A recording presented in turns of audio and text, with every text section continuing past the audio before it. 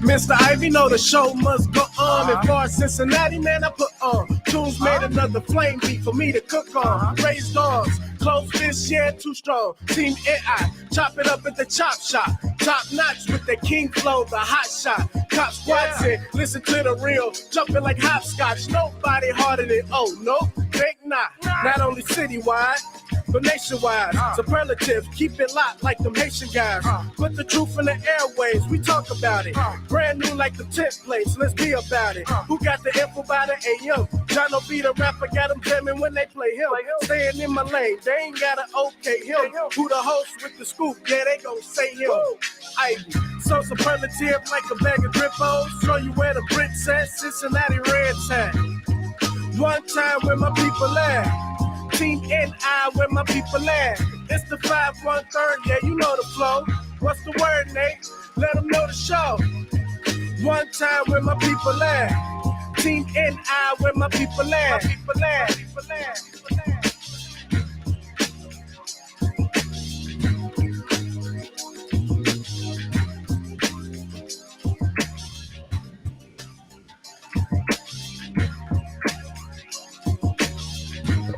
Good morning, my friends. A few facts that we need to talk about. Salvador Ramos, or Ramos, was named as the 18-year-old high school student and fast food worker who stormed into classrooms at Robb Elementary School in Uvalde, Texas. He gunned down at least, well, there's several reports. I've read as high as 21 folks in total, but 19 students and 2 fourth grade teachers. This happened just yesterday. It's the nation's deadliest elementary school shooting since the 2012 massacre at Sandy Hook Elementary in Connecticut. And as they do in most of these cases, now authorities are going over his social media accounts. And what they're finding are very disturbing things. It's being reported that this young man, 18 years old, killed his grandmother, or at least shot his grandmother. There's mixed reports that he killed his grandmother before he went on a deadly rampage and killed children. Very sad, isn't it? It's very sad. We are living in the last days. The last days of common sense, which are right before the biblical last days. But it's a good thing here in Ohio that coming up in less than a week, you'll be able to conceal and carry with no permit. It's a good thing. Because the only way to stop a bad guy with a gun is a good guy with a gun, right? There's a big debate now between the Democrats and the Republicans as to what this is really all about. Is this about mental illness, or is this about access to guns? I'll give you my thoughts in a second.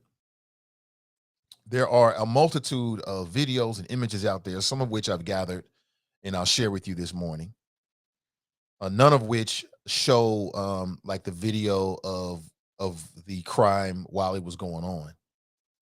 But clearly, this young man, 18 years old, that's a young man. Basically, at 18, although he's legal, he's just a big kid at 18. Many of you were 18 once. Tell me I'm wrong. You're just a big-ass kid. So this big-ass kid killed a lot of other kids, grades 2nd through 4. And it just makes you wonder, how could anybody, commit violence against children? I was just with a bunch of children. I was with my son's class on Friday as one of the chaperones. Very interesting experience, by the way. Very interesting. And I just can't imagine somebody doing something like that with a child. It's been reported that the alleged gunman was killed by a Border Patrol agent who was in the area, rushed over and shot and killed this individual. Is that justice? Is that justice? You're not safe anywhere, my friends. Safety, what's that? What does safety mean? I don't even know what that means anymore. And this is just the latest in a long list of tragic mass shootings I want to share with you, going backwards chronologically. So, of course, we have the shooting of 21 people, 19 children that happened yesterday in Texas. On May 14th in Buffalo, a white gunman killed 10 black people inside a supermarket in what is being called a racially motivated attack. He remains charged in jail without bail. In New York City, back on April the 12th of 2022, in one of the most violent attacks in the history of New York's transit system, 23 people were wounded and a 62-year-old man activated a smoke bomb and opened fire in the subway. We forget these things. Let's go back to 2021, Oxford, November 30th, 2021. 4 students were killed and 7 other people were wounded after a teenager opened fire at a high school in Oxford, Michigan. In Indianapolis, April 16th, 2021, a former FedEx employee who had been under psychiatric care shot 8 people to death and injured several others at an Indiana facility of the shipping company before taking his own life. In Los Angeles, 4 people were killed, one of them a child, in a shooting at an office in suburban Los Angeles. This by no means is a comprehensive list. In Atlanta, March 16th, 2021, 8 people, including 6 women of Asian descent, were shot dead in a string of attacks at day spas in and around Atlanta. In Milwaukee, a gunman opened fire at the Molson Coors Beverage Company brewing complex in Milwaukee, killing 5 co-workers before he committed suicide. In Dayton, Ohio, August 4th, 2019, a gunman dressed in body armor opened fire in downtown Dayton, Ohio, killing 9 people, including his sister. Police killed the shooter. That happened in Dayton, Ohio. These mass shootings happen. We get outraged. People get afraid. Concerned legislators try to push legislation, but it never goes anywhere. I'm going to go ahead and say it. This mass shooting of children will not change a damn thing because our political system is too gridlocked. It's too gridlocked. The special interest, the Second Amendment special interest, is too powerful. And more than all of that, Americans are too fearful. It becomes a self-fulfilling prophecy. The more mass shootings that we see, the more fearful that people get, and the more pliable they become. The antidote for the mass shootings and the fear, it becomes the problem. So what's the antidote? Well, the antidote for many people is to strap up. More guns, more guns, more guns, more guns, and more guns. But it doesn't make any sense logically. We've got more guns per persons in the United States now than we ever have before, and yet people are more afraid of becoming the victim of gun violence now than they ever have been before. It just don't work. It just don't work. You know, the powers that be just don't care enough about us. The people just aren't outraged enough about it, quite honestly. And our outrage is always short-lived. People can get upset for a summer, a few months ago, and then it's like, I'm back to sleep.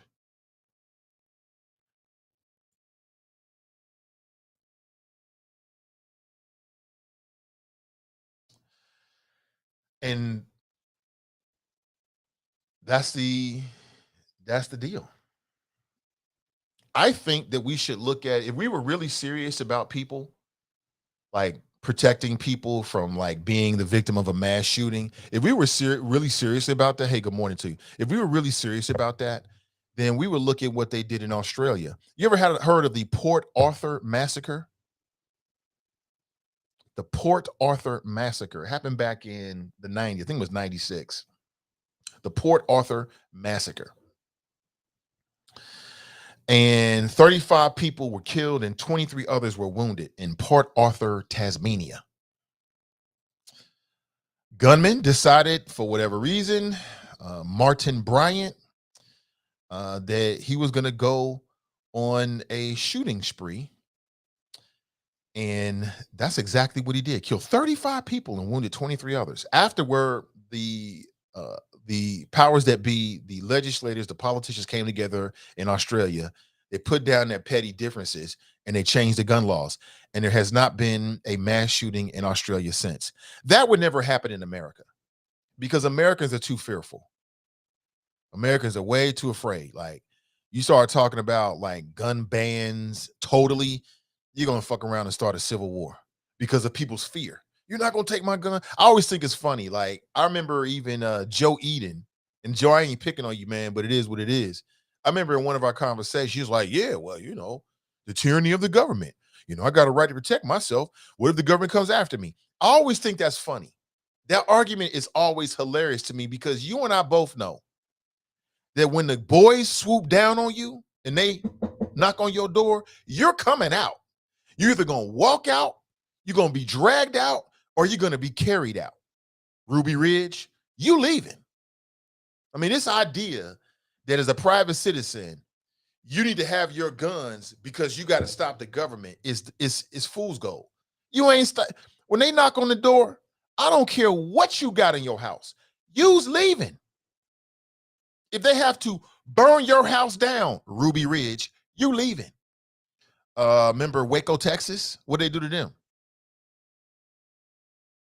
So this idea that, you got to have your gun to put up a resistance against the government is just like some American shit we like to tell ourselves. But in all practical aspects, when the boys knock on the door and they ask you to come out, you coming out. One way or another. You might be alive, you might be dead, you might be conscious, you might be unconscious, you might be able to walk, your ass might be paralyzed. But one way or another, you walking out, you coming out that house, your compound, or whatever you want to call yourself. It's ridiculous. But it sounds good. It was 1776, the tyranny of the government, right? Uh-huh. That sounds good, but where they ever do that at? The U.S. military, sure. Fuck the military. The police, the SWAT team, sure. You're going to put up a real good fight for a few hours, and then you're going to get hungry. Then they're going to cut the water off. Then they're going to cut the electricity off. You sit in the fucking dark, can't flush your toilet. You don't have no water to drink. What you going to do? You going to ask them to send you a pizza? I always laugh when I hear people make that argument. We got to have our guns because of the government. What if the government want to swoop down on you? Well, then you better put your hands up and walk out peacefully. Because if not, they might drag you on your face. It is what it is. But it's funny, though. So the Second Amendment people, we love our guns. We got to have our guns. I mean, it's a huge problem. And it's people's fear. Self-fulfilling prophecy. I need my guns. Got to have my guns. It's a damn shame, man. It's a damn shame. Then they gonna throw smoke. Yeah. Anybody that makes that argument, yeah, I gotta have my gun for the tyranny of the government. Well, if the government come to my house and try to make me leave my property, then you're gonna give up your property. That's what's gonna happen. Tell me somewhere it ain't happen. Unless you got lots of influence and lots of money, like you on the side of the elites, and you can call a few people. Hey, Jack, can you come over here? If you don't know Jack's number, I'm just making names up. Your ass is done. But it sounds good. You know what I'm saying? It sounds good. Yeah, I'm protecting myself. Life and liberty. Life and liberty. Okay. Now, am I saying that we need to have a total ban on guns? I'm not saying that. But I would be open to any and all ideas that should be vetted. Like, it looks like this man had an AR-15. You can buy an AR-15. So it looks like. And the reason why I say this is because in the society that we live in, it's with the rules and the access to weapons that we have, it's impossible to stop someone from getting their hands on a gun and doing some crazy shit with it. It's impossible. The way the rules are set up now, it's impossible, right? It's not either or, it's both. It's not a conversation about mental illness or access to guns. It's both. It's mentally ill people getting access to guns. It's both of them. Now, I know some people are going to say, well, I'm a law-abiding citizen, Nate, because that's the argument we always hear. Why should I have to suffer because somebody else did something wrong? And what I would say is, that's America. That's the way the rules work. Since you was a kid. That's the way the rules. Somebody done go out and do something. Then they change the rules and they apply to everybody. That's the way the world works in America. That ain't nothing new. You know what I'm saying? I would never get into an accident and then drive away. I ain't built like that. I'm going to stop and take care of my responsibility. But I got to pay that insurance every single month, no matter what.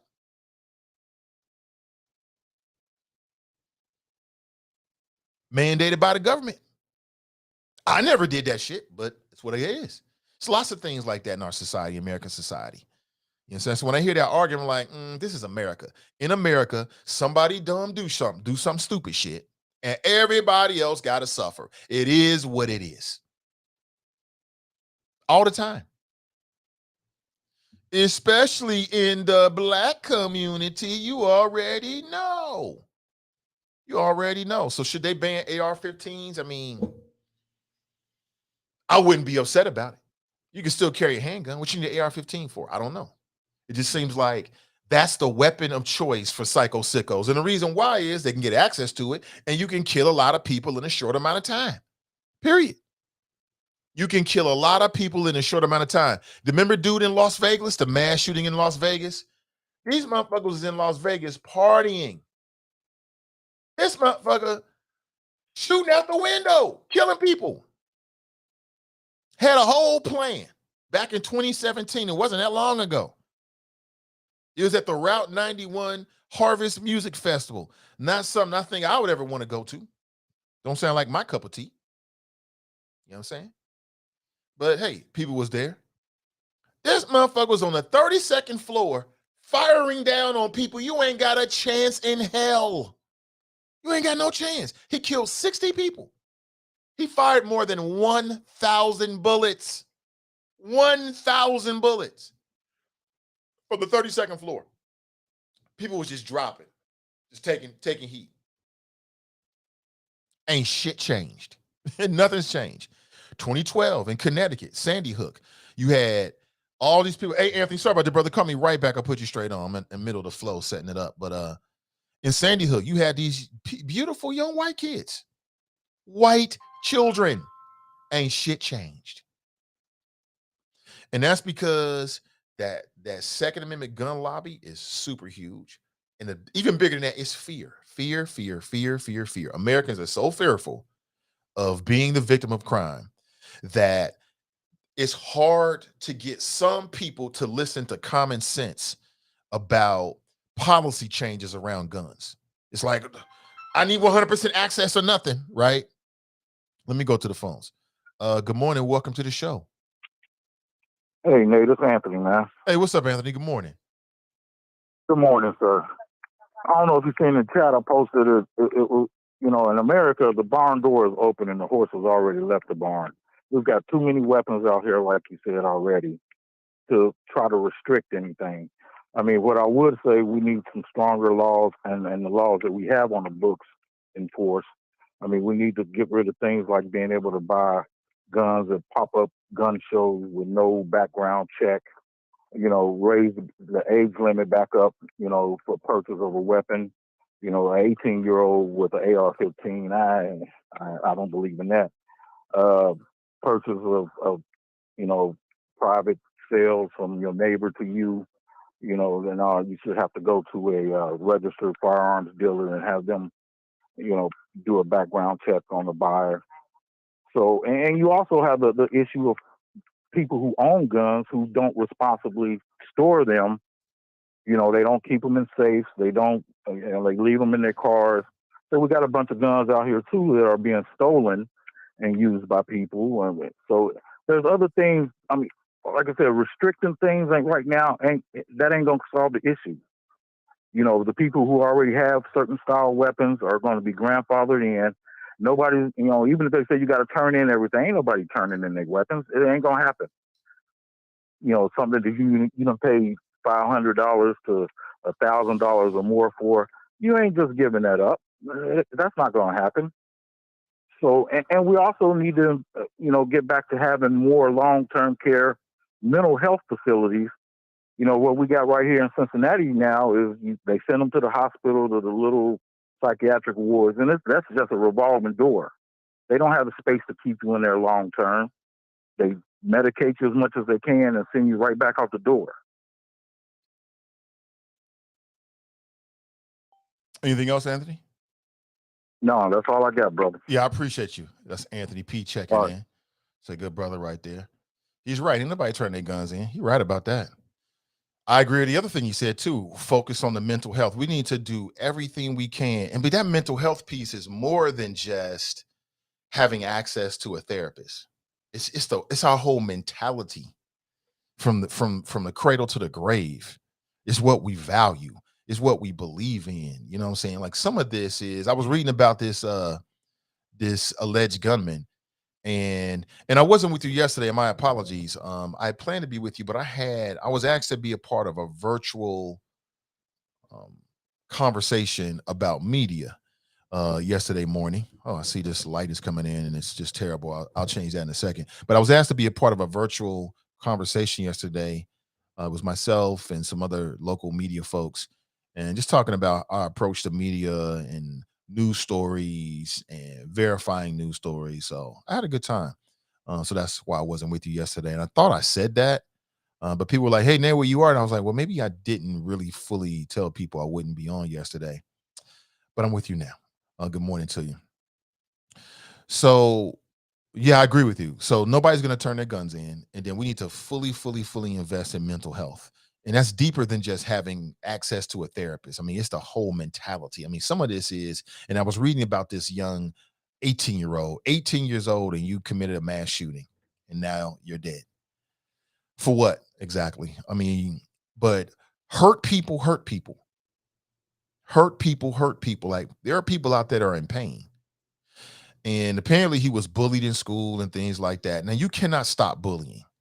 I know CPS and that they shot over the moon with me and with this kind of, they said they were their goal was to stop bullying, eradicate bullying inside of the schools. And my response is, does that include the bullying of the adults, the bullying of parents, the bullying by teachers and administrators? Or are you just talking about bullying by peers?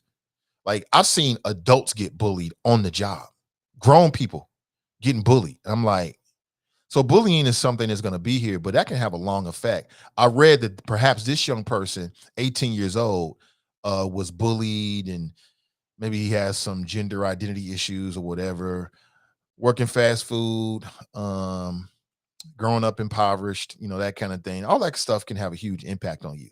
Like this shit is bigger than just guns. It's bigger than guns, but the access to the guns is something that politicians can act upon.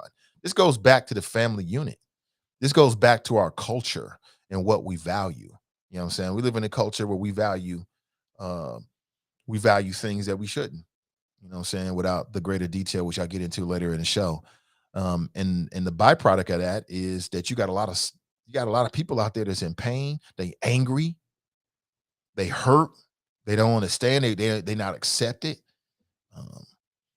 And they want to do something. You can be in so much pain that you feel like the only relief for that pain is to cause pain. You can be in so much pain that you feel like the only relief for that pain is to cause pain, right? A lot of folks feel that way. They get caught in these situations. They get caught in these circumstances. They don't know what to deal with it. I just don't get it. Janice writes, the 18-year-old shot his grandmother first. That is what is being reported, and I would try to corroborate it. At this point, I saw a couple of different competing reports upon that. I don't know if she's still alive. I don't know if she's dead. And I was looking at the latest right up until I hit the play button. So we have to wait and see what happens. On the political side, what I suspect is that you have, and this happens every time, you have Democrats who will come up with ideas. They'll propose them. They might even pass it through the House, but it's not going to get past the Republicans and also Democrats like Joe Manchin and Christian,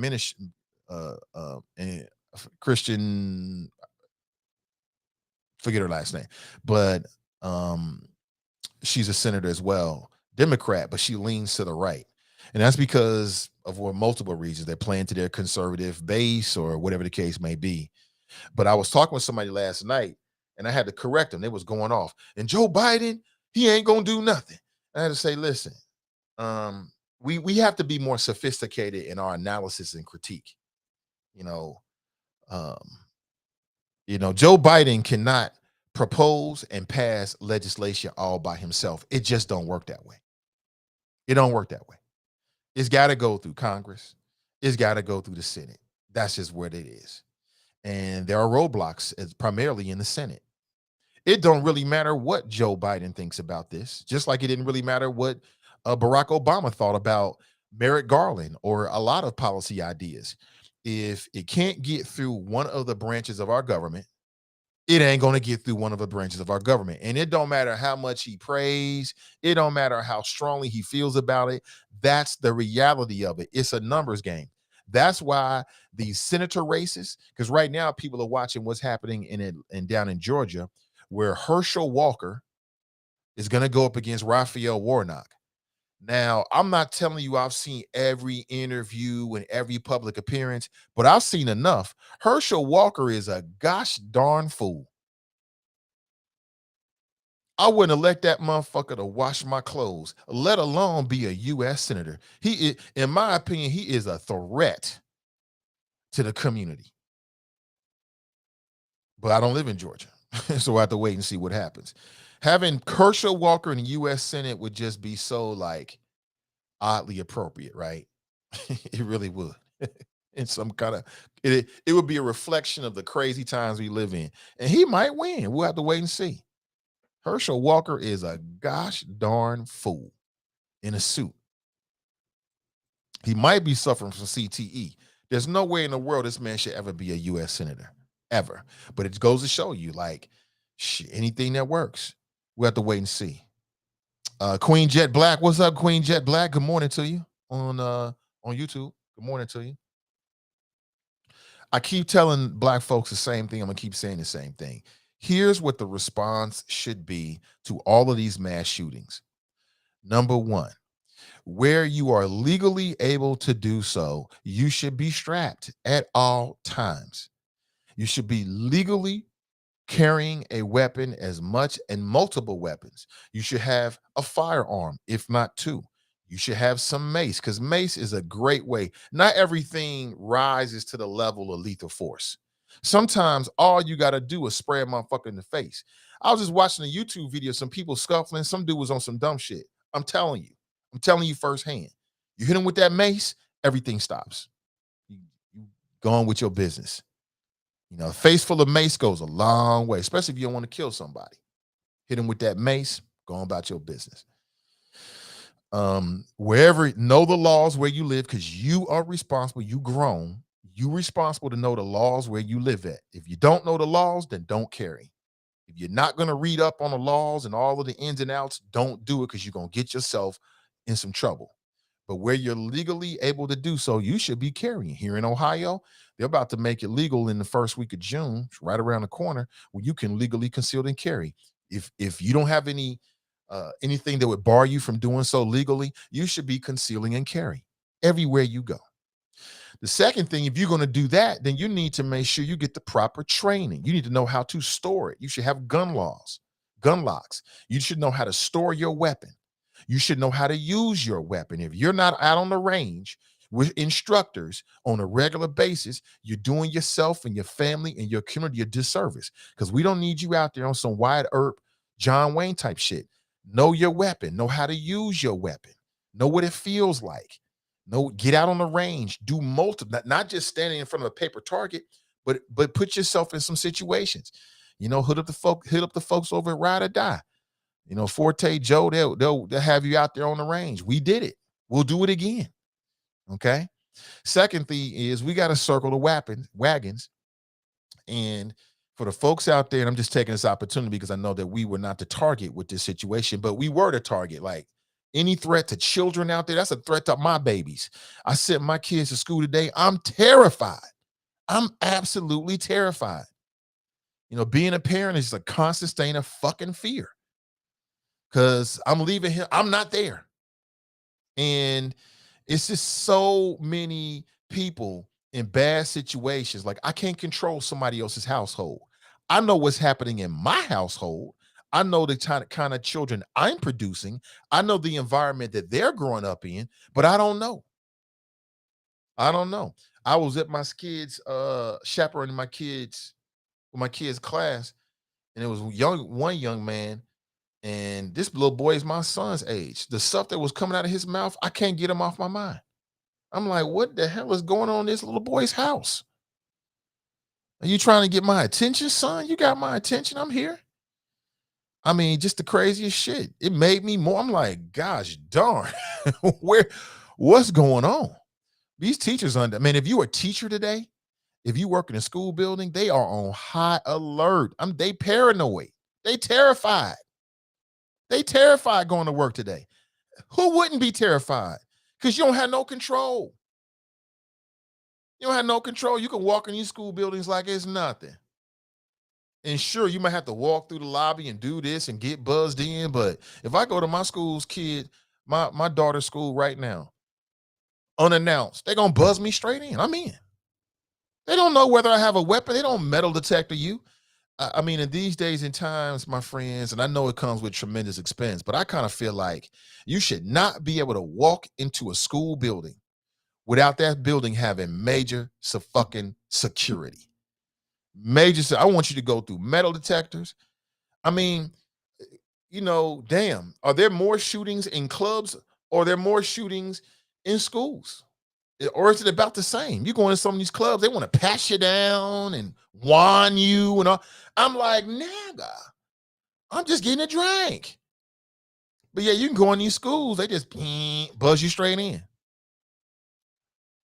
Hello, how can I help you? I'm here for a career day for my daughter's school. Oh, okay. They buzz you right in. You can say any little thing to them, get straight to these school buildings. It's just too easy to get in some of these school buildings. It's way too easy. And I know that's a tremendous cost, but if I got to pay, I'm paying all this fucking money for this water bill that I don't understand. I don't understand my water bill. I'm paying like $50 a month for some shit. I don't even know why I'm paying for it. If I got to pay extra money to make sure our kids' schools have metal detectors, I'd be willing. And then they have trained staff to work at them. I'd be willing to do it. I think it'd be worth it. Even if there's never another shooting inside of a school building, that to me means it works. I don't know. I don't know where those conversations are. If they're having those conversations, would it be realistic? I think so. I think so. Make it as difficult and as hard as possible to get at our babies. It's sad, man. It's sad. Like I put myself in the place of those young people. I mean, those parents, and I wouldn't be no good. I wouldn't be no good, as they say. You parents, I would be no good. So what do you think should happen? I want to know what you think. Like, what do you think should happen with let's keep it on the schools. Is there any way to prevent these type of things or make it more difficult for these type of things that happen in our schools? That's the right now conversation. But again, we still dealing with the fact that 10 of our elders got mowed down shopping, picking up turnip greens and bread and eggs. We still dealing with that. But I'm all ears. I love to know what you think. Because the politicians, the elites, don't have all the fucking answers. They don't have all the answers. Nothing is going to happen. I saw one Democrat senator, he was going off. He went in. Talking, I'm on my hands and knees begging my Republican candidate colleagues to get in line. Let's do something. It ain't going to never happen. The Republican Party is 1,000 miles of dumb shit right now. 1,000 miles of dumb shit. Kooks, quacks, conspiracy theories, QAnon, Herschel fucking Walker with CTE. I don't have no confidence in those kind. Like I'm painting with a broad brush because you got some Republicans with common sense that are justifiably mortified about what's happening with their party. Then on the other hand, it feels like the Democrats, when they get the power, they get afraid to use it. Like, motherfucker, you keep talking about all this shit, but why don't you go ahead and change the filibuster rules and just make it happen, Captain? Just make it happen. Get something done. Or maybe that would be the wrong prescription.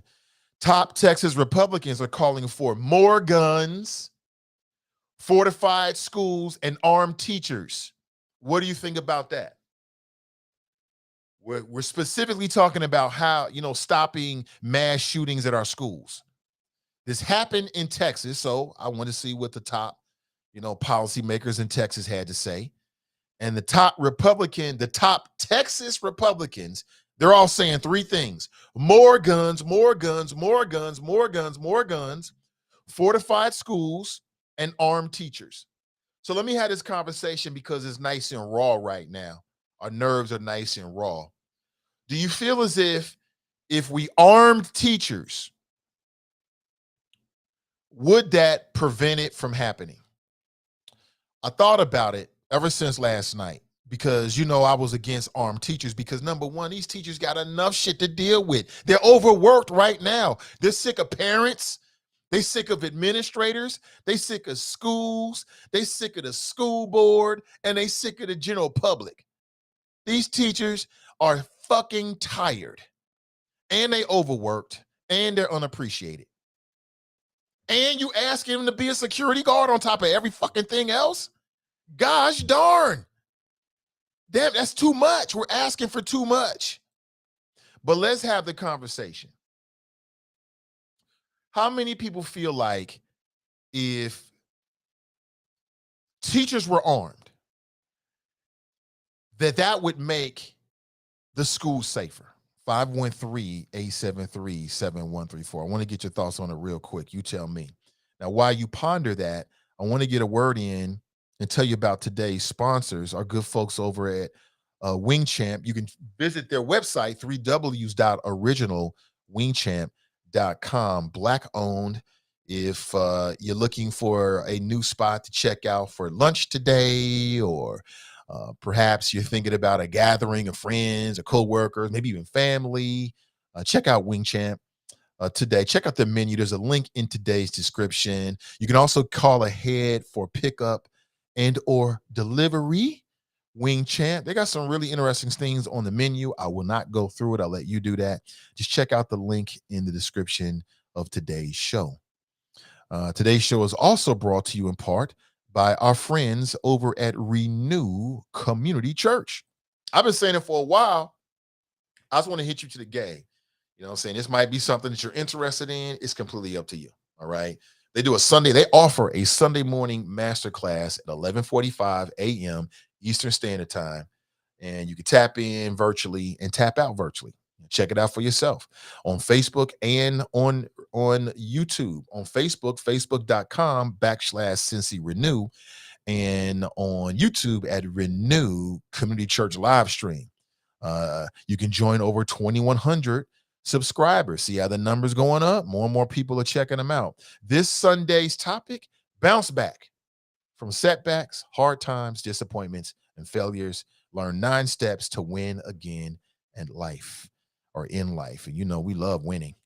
This is a room full of winners. Good morning to you and welcome back. It's the Nathan Ivey Show. So I want to know, do you think that arming teachers is the right direction? So let me play both sides of it. Pros. I was watching Straight Talk Live with Edna Howe, and her guest, Dr. John McClendon, made a very excellent point.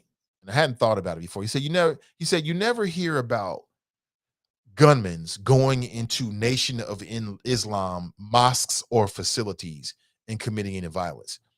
And I think it's because of two things. It's because of perhaps the security for them to get in. And number two, it's the perception that if you go there and do some dumb shit, you ain't walking out. And so maybe if there were, let's say we armed teachers, and then we had these news stories of people going into schools trying to commit mass shootings, but they get killed by armed teachers. Like if that got into the news, I'm wondering if that would dissuade people from going into school buildings, right? Because they feel like, some of these cowards, and this is just an act of cowardice, because only a coward would go to a school and shoot defenseless children. That's a coward right there. Only a coward would dress up in body armor and go to a supermarket and kill defenseless people. Those are acts of cowardice, right? So And a coward is always looking for the path of least resistance, right? Well, if you change the perception of what might be waiting for them in these school buildings, then maybe they would stop targeting school buildings. That's one way of looking at it. The other thing is that perhaps if you had more armed teachers, and by armed teachers, I'm saying not only do they have a weapon, but they've been trained on how to use the weapon. So it ain't like your elderly, your elderly English teacher, and she got a 22 in her purse and she's never fired it ever before. No, we're talking about, when I say armed teachers, I'm envisioning somebody that is concealed and carry and has many, many, many, many hours. Like in Ohio, they were saying that if you want a teacher to be armed, they had to have as many hours on the gun range as a police officer. That's different than somebody that's got a little 22 and they've never fired it before, right? That's different. So when I say armed teachers, I'm assuming they're armed and trained. Would that change the perception of how people look at these school buildings in terms of looking at it as a potential target? Like, these cowards are not going to run into a facility where they think, even for an instant, that 3, 4, 5, 6, a dozen of the adults are all strapped. Do we need to promote teacher gun clubs? Gun clubs for teachers inside of every single school building? I don't know. Would that change anything? Would it, if it doesn't stop somebody from doing it, would it allow the teachers to perhaps save some lives? I don't know. I'm spitballing here. I don't know. I don't have any answers. The con about it is that teachers are under a lot of stress. Some of them have mental health issues. They might not secure the gun in the right way, and so it gets to the hands of somebody it shouldn't, or they're using a gun or threatening to use a gun at the wrong, inappropriate times, or you got so many people firing bullets that children or innocent people get caught in the crossfire. I don't know. It's deep. To me, there is no panacea for the mass shootings. There's no panacea. It's a cultural thing. Guns are a part of us. Guns are a part of American culture. It's a part of Americana. You know what I'm saying? It's a part of every fiber of who we are, right? And Americans are way too fearful. You start talking about mandatory turn your guns in, and you gonna have civil war in the streets of America, because people are gonna be like, wait a minute, what are you trying to do to me? Take my gun and then what? It can never happen. What happened in Australia can never happen here. Janice writes, she's in critical condition. You talking about the grandmother? Okay, thank you for the update. Top Texas Republicans are saying we need more guns. We got to fortify the schools and we got to arm teachers. Okay, I'd be willing to look at that, but I also think we should look into some other things as well. 19 children, at least 2 teachers were shot to death and killed. Ted Cruz says that we need armed cops in elementary schools to deter school shootings. Well, how many armed cops? And then let's say you just put one. Like here in Ohio, here in Cincinnati, we got resource officers. These are police officers trained with weapons in the schools, but they can't be everywhere. And again, they don't have body armor. They ain't got no body armor. So it's just a really tough spot. You know, it really is. It's a very Salvador Ramos was wearing body armor that made him more difficult to stop after he crashed his car through a barricade near Robb Elementary School. At least 2 law enforcement officers tried to engage him and were injured. So that blows Ted Cruz's theory out of the water. That blows it out the water.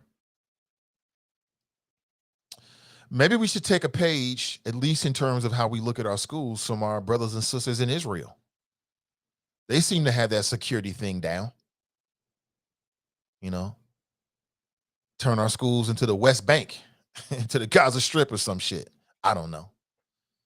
I'm spitballing here. I just want to get your thoughts about it at 513-873-7134, or you can leave a comment and I'll try to get to it. Ronald writes, HR 8 passed in the House in 2021 and the Senate still hasn't voted on it. Shaking my damn head. Yes, we're back, Jerica. Tracy writes, there will be young adults at the Sharonville gun show who will be buying assault rifles and walking out without question. They were doing it at the last one. I was there, really. Yeah. Because it looks cool. That AR-15 looks cool. It looks like a Call of Duty weapon.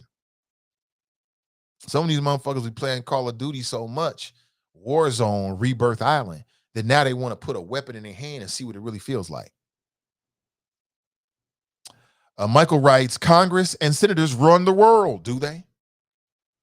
TNT writes, who is willing to call or email Republican legislators every day for 100 days starting today? I will be willing to do that. Absolutely. Michael writes, House and average running back. Sean writes, Herschel Walker is a foolish human being. I've seen a couple of his public appearances, and I'm like, gosh darn. I'm trying not to curse. I'm like, gosh darn. This is the best we can bring from Georgia. But he's got a name. And if that gets him elected, some tells me he'll be like the other black senator, Republican senator. He'll be just like them. They can be friends now. He can have a buddy. Let's go to the phones. Good morning. Welcome to the show. Good morning, Nate. This is Brent down in Texas, Dallas, Texas. How are you doing today? I'm doing great, Brent. Welcome to the show, brother. Thank you. Hey, just wanted to give a perspective, or somewhat local perspective. Here in Dallas, that Uvalde city where this mass shooting occurred. It's about 5.5 hours drive from where Dallas, Texas is. And to give you a better perspective on how big Texas is, from Dallas to El Paso, which is the furthest city west, that is 9.5 hours of drive. But just to give you some perspective on the size, and I think you've already covered it. A young man upset about not graduating. Allegedly, this is coming from someone there locally. And it's just the schools we have here, for the most part, you have to be you have to come up. There's a buzzer and a camera. You have to show your ID, and then they buzz you in. Now, I don't know how the schools are set up out west. It's a small town. It's about 45, 50 minutes west of San Antonio. So I don't know if they had that. But that just that simple thing in place. We'll wait to hear the story. Would have helped potentially prevent this from occurring. Just hit on a couple points that I heard you spitballing. With arming schools. This happened in a school that I believe was only up to the 4th grade. So the teachers in that school, we know, are predominantly women. And what are we doing? Yes, women. Sorry about that. Yeah. Oh, no problem. Women definitely. Women can be trained to shoot and all that, just like a man can do. But I've seen a lot of the teachers here, and they're petite, small, and to have a gun, and you talk about securing the gun and everything. Not sure how that would help. Having cops in the school, we show that that's not going to work either. Because not necessarily work, because down in Florida, when you had that one cop that heard the gunfire, and that joker was hiding. Yeah, he wouldn't go in the building. building. Essentially, cut and ran. And unfortunately, I think he got his job back, and the courts ruled that he had no duty to go and stop that shooter.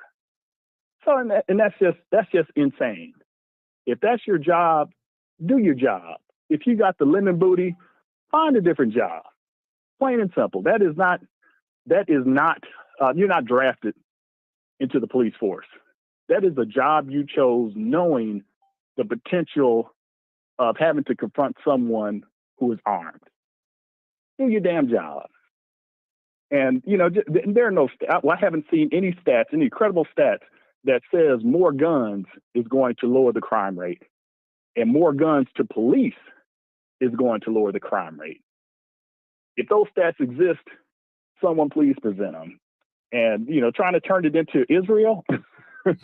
Yeah, I know you're being tongue in cheek. Yeah, I was. But we know that. Yeah, we know that, especially with the West Bank, that is an apartheid system that Correct. they have. Correct. Total apartheid. And the same thing is what the Republicans are trying to do to the United States. They're trying to do white male minority rule. And you look at it from the standpoint of the courts. You look at it from the standpoint of the representation in the House and the Senate, and you look at it what is reflected with the CEOs and the board of directors of public and private companies, white male dominated. They want to maintain control. They have set up a system to maintain control, and anytime there is a hint of pushback or a hint of so-called minorities actually starting to achieve items, there is white fear that occurs, and you have that white lash, and they come with the fury, and they could always find a few grifting Black people, a few grifting Asian people, a few grifting Latino, whether they be Cuban or Cuban descent, that are mainly the white Latinos. We know they're between white Latinos and Black Latinos, like Rafael Eduardo Cruz, aka Ted Cruz, one of my senators here. We know they will only play their Latino card when it is convenient to the conversations. Otherwise, they know they're the white Latinos. So, kill me with those thoughts and prayers. Your coward tail, Ted Cruz coward tail, wouldn't even defend his own wife. Threw his wife under the bus, threw his mother under the bus, and threw his children under the bus for his lies. So Ted Cruz is persona non grata to me. He is useless. He is worthless. He is all about money and power. Unfortunately, like what mainly the GOP is, and once you get in those high levels of of leadership, by hook or crook, they don't care. They're not Christians first. They're white nationalists first. They don't care about country. They don't care about the Constitution. They care about power. Plain and simple, and they'll do anything it takes in order to maintain that power. But Nate, hey, appreciate it. I always listen to you in the morning. I don't get to call in a lot, but things, especially when it happens in the state of Texas, I'll definitely give you a call in and give you a somewhat of a local perspective. Hey Brent, generally speaking of which, speaking. Yes, sir. Before you go, can you tell us a little bit about is it Uvalde? Yes, Uvalde. Yes. Uvalde. Can you tell us describe who lives in Uvalde? Tell us about that community. Yeah, with it being out there, there is a substantial Latino population. Mainly from Mexico and Central America. Is predominantly where they come from. Southwest of San Antonio. Once you get further out there, that's the more Latino you're going to get, because you're getting closer to the border, and the border that is set up, and we all know that Texas and most of these Southwest was Mexico before the Mexican-American War. So it is heavily populated by. I don't know the percentages. I'm not going to try to quote percentages, but I know once you get out there, you get definitely more Latinos with probably white people in charge. That happens. Even in predominantly Black communities, unfortunately. But yeah, like I said, with it being that far away and that far west, like 5.5 hours, that's to the extent that I know.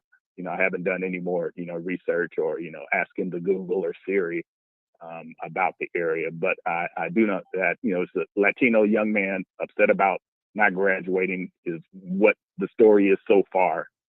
Why he went to the school, I know that there was a crash and he went to school to shoot up. I don't know. I really don't know. And it's just, I guess in the days and weeks to come, I'm sure we'll get more info, because the question will be asked, well, where did he get the guns? Where did he get the body armor? But I can tell you this, every week in this area, you can attend a gun show. There's a gun show will be here where I live next weekend.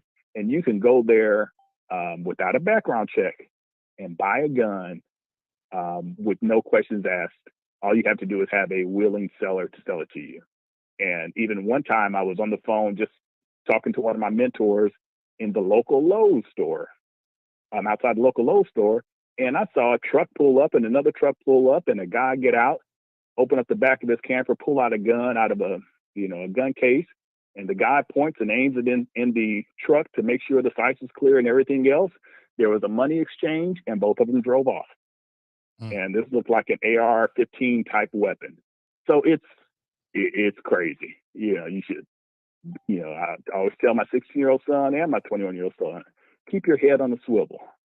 Allow your spidey senses to let you know that, hey, the block is hot, something is about to go down, and get out. I'd much rather you retreat than try to shoot it out or try to fight it out, because hey, things done changed.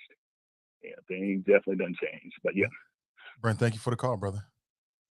All right, hey, have a good day. You too. That's Brent from Texas. I appreciate it. It's giving us that Texas perspective here. We way up north. We up north of the Ohio River. I don't know why I'm talking like that. Forgive me. I've got a clip here from it's a U.S. senator. His name is Chris Murphy. He's a Democrat from Connecticut. And this clip has gone, as they say, viral. He makes an impassioned plea to his Republican colleagues. Check this out. What are we doing?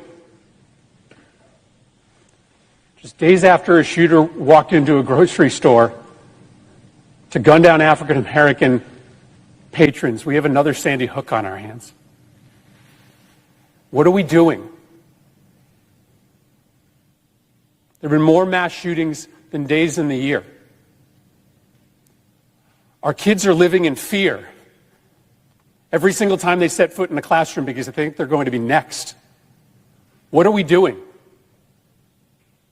Why do you spend all this time running for the United States Senate? Why do you go through all the hassle of getting this job, of putting yourself in a position of authority, if your answer is that as this slaughter increases, as our kids run for their lives, we do nothing? What are we doing? Why are you here? If not to solve a problem as existential as this. This isn't inevitable. These kids weren't unlucky. This only happens in this country and nowhere else. Nowhere else do little kids go to school thinking that they might be shot that day.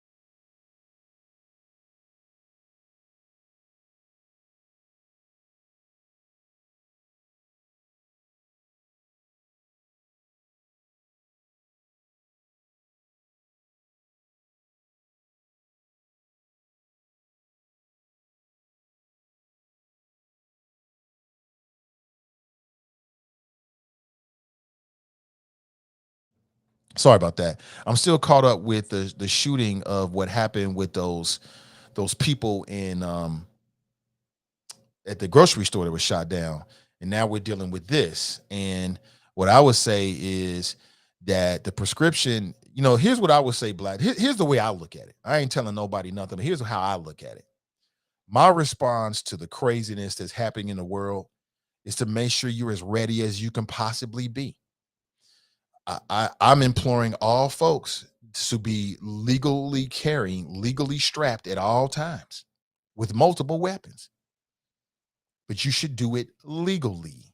If you cannot do it legally, I'm not talking to you. I'm only talking to the folks that can do it legally. You should legally exercise your Second Amendment rights. Here in Ohio, next week, you'll be able to conceal and carry legally. You should be concealing and carry legally everywhere you go.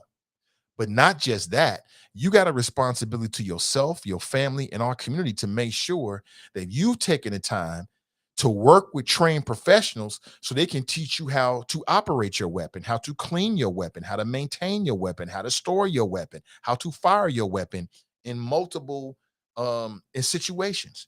This is what you owe yourself, your family, and our community so that you are ready. Now, just because you do all of that doesn't mean that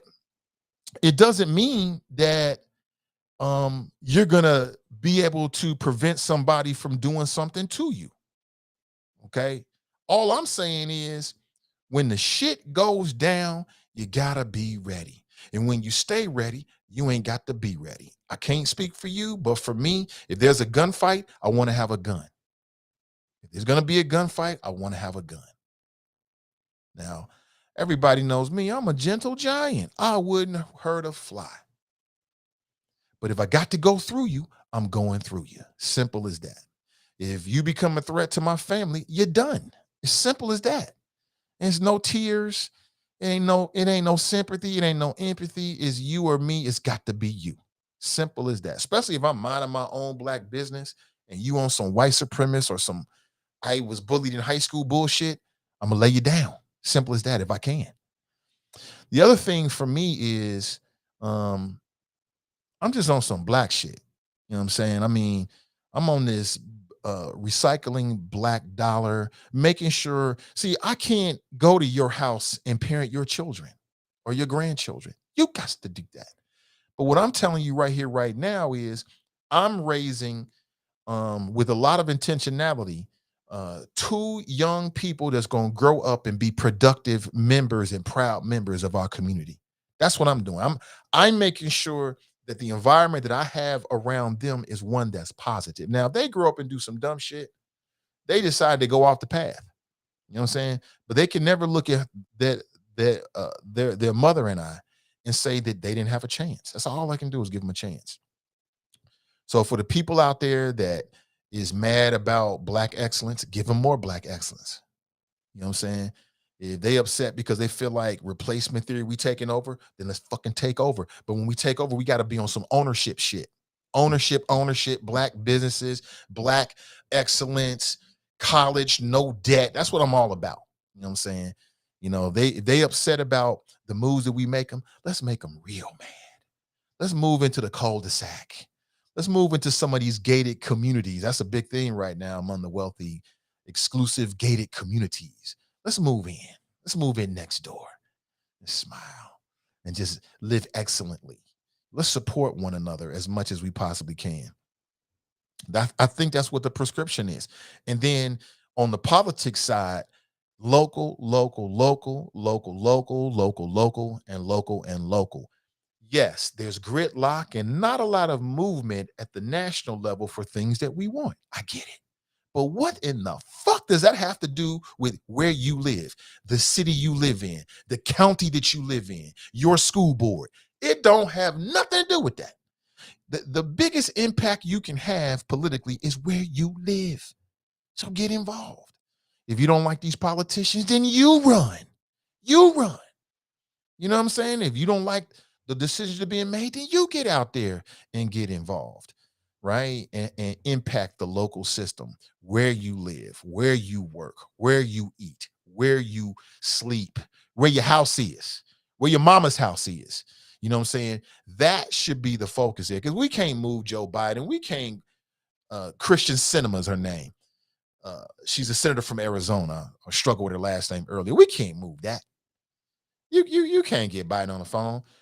But you can send an email to your city council person. You can send an email or maybe run into your school board member. You might run into a Hamilton County commissioner. You can call them. Start there.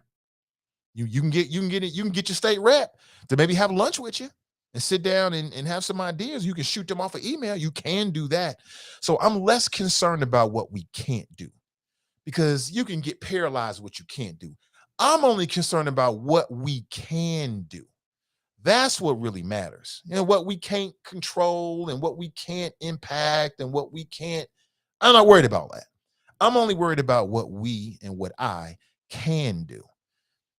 So what can you do? There's the question. And what are you willing to do?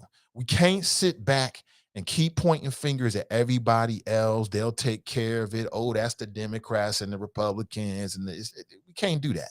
That shit ain't working. That shit is not working. Same thing. I talk a lot about the schools. Get involved as much as you can. I know we're working class people and hustlers and entrepreneurs. You know what I'm saying? I get all of that. But do what you can do. You know what I'm saying? Do what you can do. Don't worry about what you can't do. Somebody says, what's the number? 513-873-7134. Let me throw the number up there in case you might want to call in this morning. As many people are right now. So let's go straight to the phones. Hold on one second. I got Kev on the cell on the line. Hey, what's up, brother? Good morning. Good morning. Good morning. Good morning. Great morning. Sad morning. But the opportunity is still there, Nate. Every day there is an opportunity to change the matter. I did what you just said. I met with the reps. They're calling me back. Isn't that surprising? They're like, hey, how can we partner with the people in the community? I'm like, hey, we'll do whatever we can to line y'all up so that you start getting ideas from the people so that you can do what they want. The impassioned plea. What I want to see is the rest of the Congress. I don't really want to just see him. I'm trying to see what everybody else was saying, thinking, and doing at the time he was making the impassioned plea.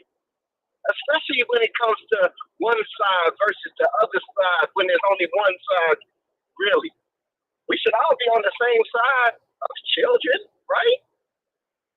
None of it makes sense, man. People going out doing this craziness doesn't make sense. And then the fact that they keep showing the stuff on the news and all of that, which kind of glorifies the guy who did something stupid so that somebody else feels like, oh, man, I get my 15 seconds of fame by doing the same dumb shit as that guy did to some babies out there.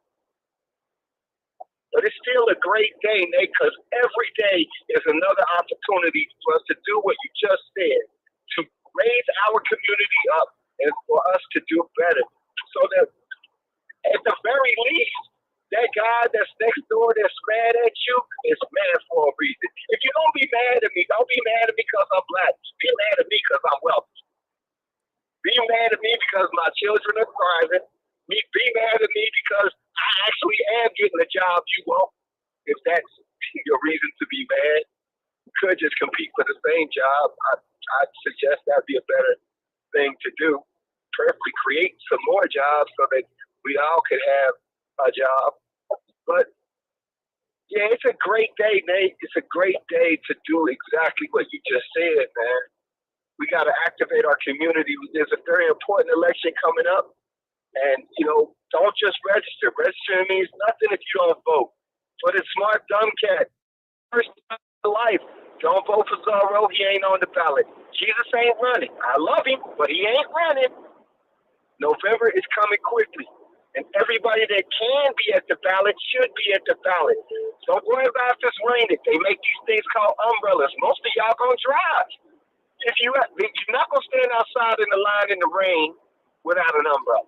And if you do stand outside in the rain without an umbrella, call me. I'll bring you an umbrella. I'll go to the Dollar Tree and I'll get you an umbrella. I ain't got no problem with it. Well, the $1.25 tree. We got to go to the $1.25 tree now. The $2 That's tree. another thing. It's got to be the $2 tree. And you know what I'm saying? Well, who controls all of this, Nathan? Who controls it, man? We control it. We do. Gas prices can't just keep going up. They can only go up if we continue to pay for high-priced gas. The gas is going to keep going up if people in power that say, we don't care what the price of the gas is and whether or not you can eat. No, I don't want y'all in my business all of the time. There's certain things I don't want you in my bedroom. You don't got to be there. There's no need for you to be there. I don't need any help. I'm good. But there are certain things that some folks may need help with. And good Christian folk are the first ones to tell me that, well, you know, you got to get how you live. Well, that's not the way. From what I understand of the stories, Jesus took two loaves of bread and 3 fishes and fed the multitudes. So don't tell me about just leaving people to languish and die. That doesn't make sense. But it's a great day, Nate. Nate, because we are truly powerful if we activate our community, if we get out there and we do something. I am tired of seeing babies being killed. I'm afraid of what's going to happen on June 1 because I'm a dude with a bad, you know, I am the kindest, most gentlest person. But you, like you said, you threaten my family, you got problems. I'm a change. You're not going to like what you're going to see. You'll be like, that's Kev. He's the smiling, happy guy with that. He's just goofy. Yeah, I'm going to be goofy, all right. And Pluto and Mickey Mouse and all other kind of characters. You come mess with my family. So it's time, man, for us to just get done with this whole thing about, you know, what can we do? I'm sick. Everybody knows what you can do. You know what I mean? You got to activate your community. We got to be in our schools. I know I'm preaching to the choir, but the choir that's here also needs to reach out to the rest of our community, man. We got to get out there because God knows, the other folks, they're not going to do it. We ain't going to wait on them to go out there and do our campaigns for us. They ain't going to do it, man. They're not doing it at all. And quite frankly, many of them, they're sitting up saying, look, I'm a multi-millionaire off the backs of your vote. Off the backs of, my constituency's vote. And so I really don't care what y'all going through. Y'all be all right. And listen, just stay focused, family. Everybody keep your head down, keep grinding, do what you got to do. Let's change the narrative for our people. I keep telling people I might have become a citizen last year when I came to the United States in 1977. I grew up here. I went to the public schools. I went to the private schools. I graduated from Withrow. Ain't nobody gonna sit here and act like I'm brand new, don't know the system, don't understand. I've been held. A police officer has held a gun to my head, literally. Has held a gun to, well, not really to my head. I can't really say that. Has held a gun on me though, and put me on my knees. And I'm one of the good guys.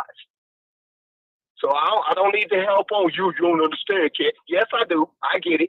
That doesn't mean we can't change it. And it doesn't mean we should quit. It means that we need to move forward. One of the biggest powers we got is our political power. And we need to coalesce, form Voltron, get together a group, and handle our business. Shout out to my man. My men. Now it's becoming a list, right? But to my man, Glenn, you know what I'm saying? Prayerfully, somebody's getting what I'm spitting, and we can move forward, man. This going backwards sucks, and it seems like a lot of that is happening lately. So let's take back our power. Be blessed. Stay safe, Nate. Same to you, brother. Appreciate the call. Some people were trying to call in when Kev was on the line. Call me back, and I'll try to put you on. 513-873-7134. Sidebar, I just want to throw this in here. I saw this. Walmart pulls Juneteenth ice cream.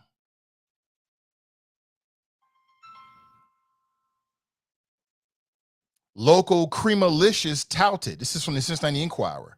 So Walmart got in trouble recently because they had a brand of ice cream called Juneteenth, not black owned.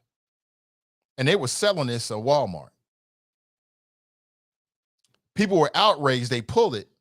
And now local media is touting Creamalicious. Well, we know the founder of Creamalicious. That's Liz Rogers.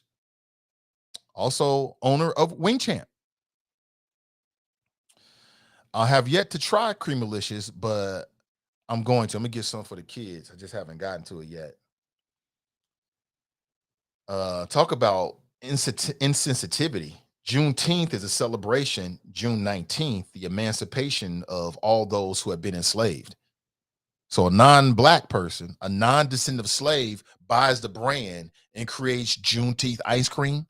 The fuck?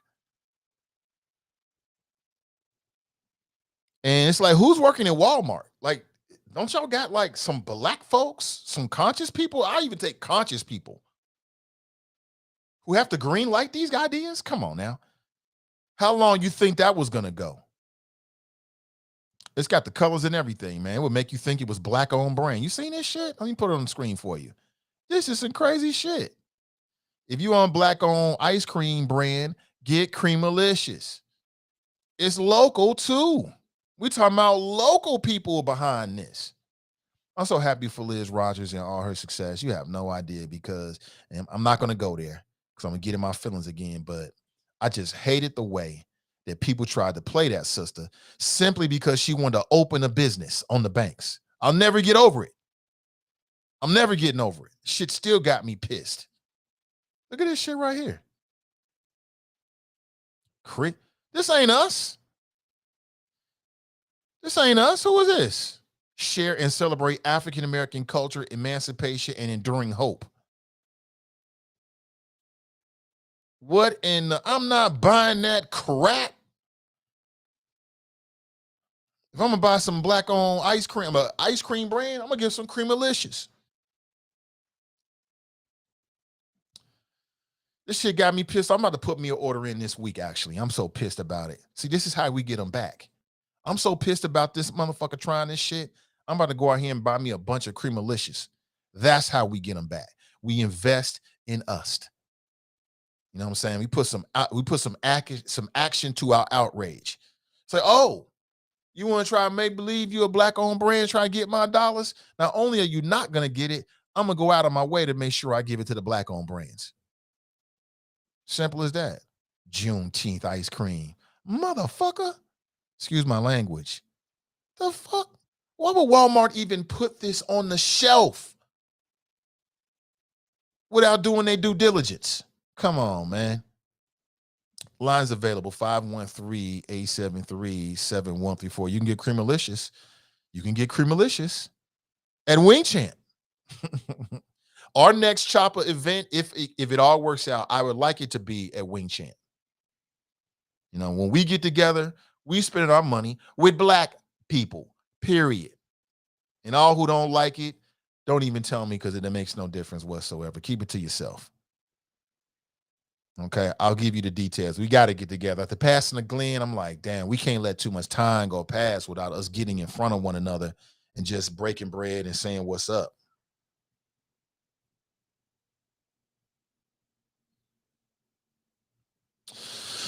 You know what I'm saying? I don't know.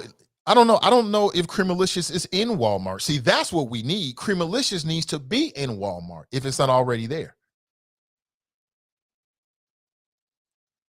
Motherfuckers think they smart, huh?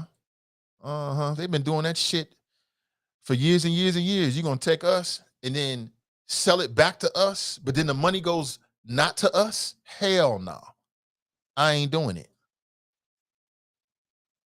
I don't even eat ice cream like that, but my kids do. They're going to smash on it.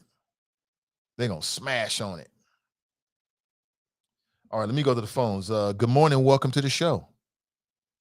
Hey, Nathan, what's up? It's Tony, man. What up, Tony? Good morning, sir. Hey. Oh, man, a lot to unpack. Well, first of all, man, shout out to Liz Rogers.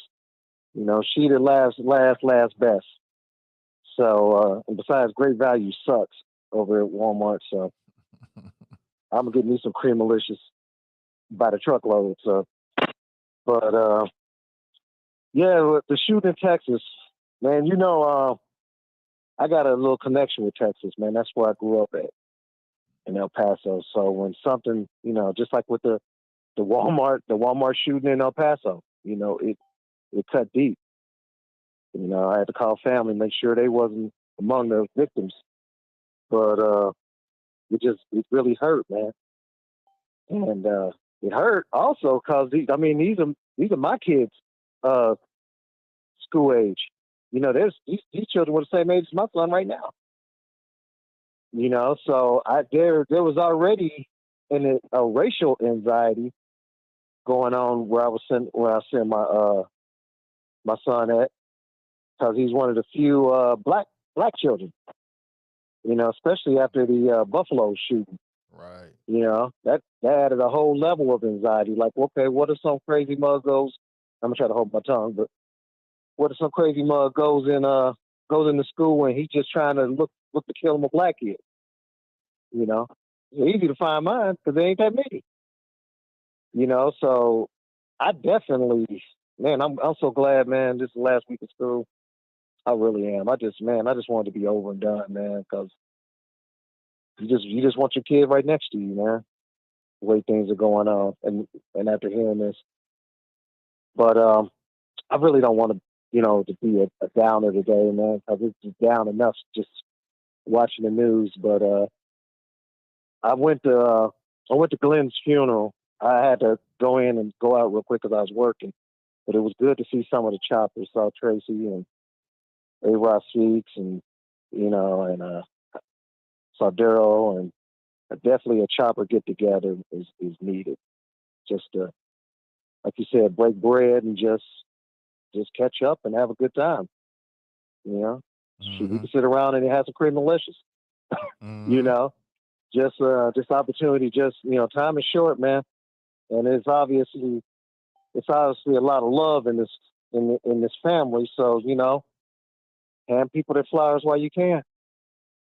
So I'm definitely down. I couldn't make the first chopper meet and greet. We was out of town, but I definitely can make. I definitely make time for anything that we get going. So it was good. I want to say one more thing about Glenn's funeral, real quick.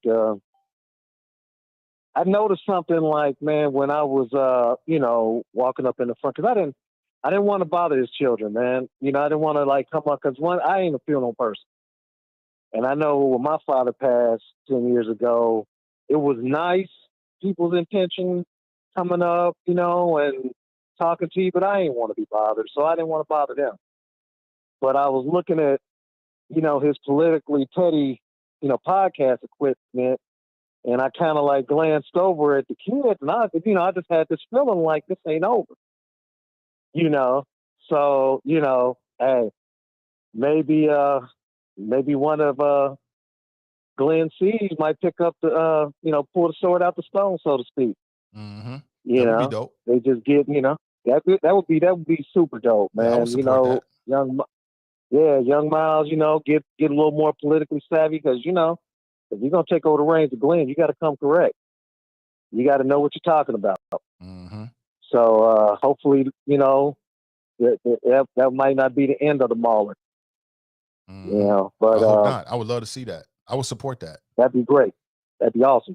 But and I do want to say one funny thing. And man, Sure. you know what? And I'm gonna give a shout out to Drop, man.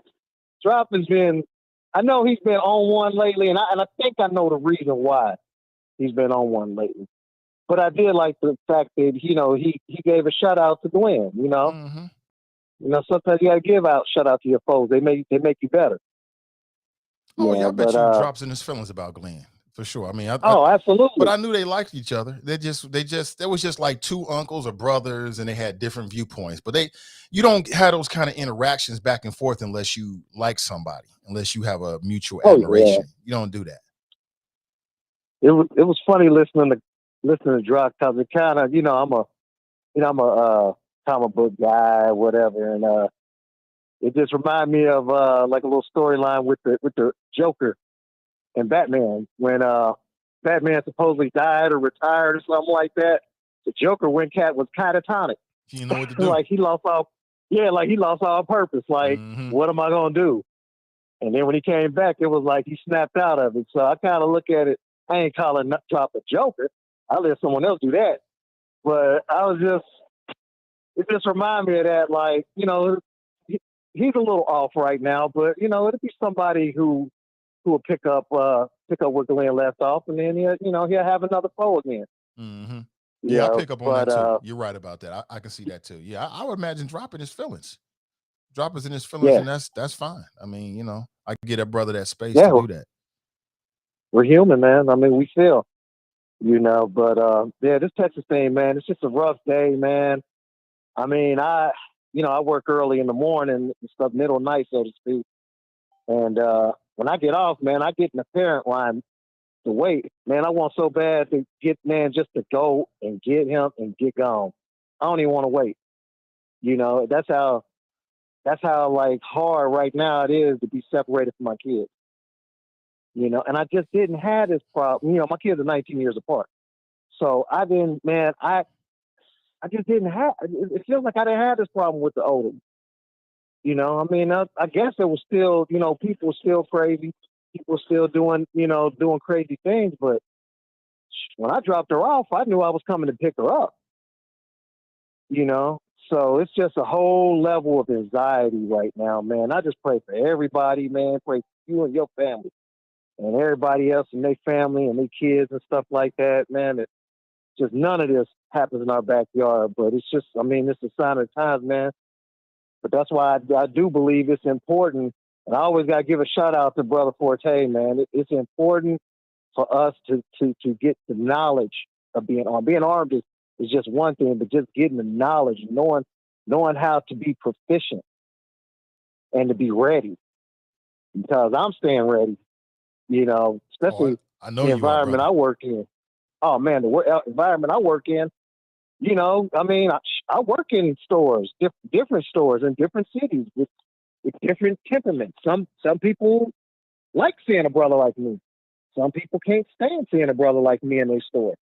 So I'm always on alert. And I just ask that people just really think about that and really get educated. And if you're going to go get educated by the best.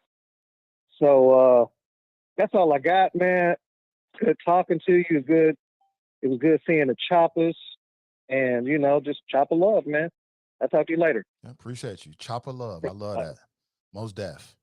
Yeah, I'm going to reach out to Liz and see, you know, I'm not sure, can you rent it out or I haven't taken that far, but I will do that this week, depending on her schedule. She's a very busy woman. Last time I spoke with her, she was giving me just a little bit of insight. I just love to hear good things happening to people I know. I love to see people I know succeed. I love it. It just, I don't know, it just do something to me. I just love to see people, you know, making things happen and their goals, realizing their goals. And it's just, you know, I just love to see that shit, man. I love to see it. So the last time I talked with Liz, she was telling me some of her plans, none of which I can share now. And I was just very happy for her, because I'm still pissed at the way that this city and some black people's treated that woman, simply because she wanted to open a restaurant on the banks. I mean, you talking about the racism and the division, all that shit came out. All that shit came out. You know, we was dealing with Liz Rogers. All of it came out. And I thought it was just so ugly and so unfair. But look at how life works. Look at how life works. You know what I'm saying? One door shuts, another door opens. I mean, that's true for the motivated. Like if you're not motivated, then when one door shut, ain't no doors opening. But if you're motivated, if you got that hustler ethic, if you out here trying to make things happen, if you believe in yourself, boom, then another door will open because you're going to open it. You know what I'm saying? Things just don't, the universe don't work that way. It's action, action, action, action, and more action. You know, people that's about that action, they make shit happen for themselves. And I absolutely love it. I love it. But what do you think? 513-873-7134. If you like to share your thoughts this morning, I would love to hear it. I got a clip of Ted Cruz. They caught up with Ted Cruz. He's a senator from Texas. So what he has to say matters.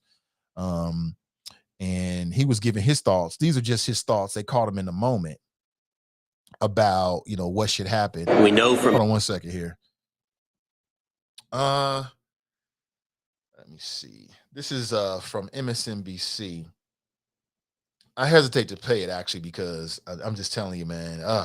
Just be sure, but just be very careful about where you grab stuff. So I'm not going to play it. I changed my mind. But essentially, Ted Cruz, he says that there is a prescription for dealing with this, and that's more guns, fortified schools. I guess that's like metal detectors and buzzing people in. Like in my daughter's high school and in my son's school, when you walk in, you just can't walk into the school building. You have to be buzzed into like the office. And then you walk over and you talk to them and tell them what you're doing. and then they'll give you a visitor's pass or something like that, a little sticker you put on your chest or whatever, and then they'll buzz you into the school. But these people got a lot of shit they dealing with. You can shoot them a line, or yeah, I'm here to chaperone or something like that. They'll let you straight in. They don't really know all the things. And for somebody that's highly motivated, I never go through a metal detector. I don't think you should walk into a school building without walking through a metal detector. That's just me. You know what I'm saying? I don't think you should walk through a school. That's how it is at the courthouse. So, you telling me what's at the courthouse is any more important than what's at our schools? Shit, them babies are the future. That's the future of everything right now. I don't think you should walk into a school building without going through a metal detector. That's just me. Every single time you should have to go through a metal detector. Every single time. That's just me. Would that stop anything? It would stop people from getting guns in.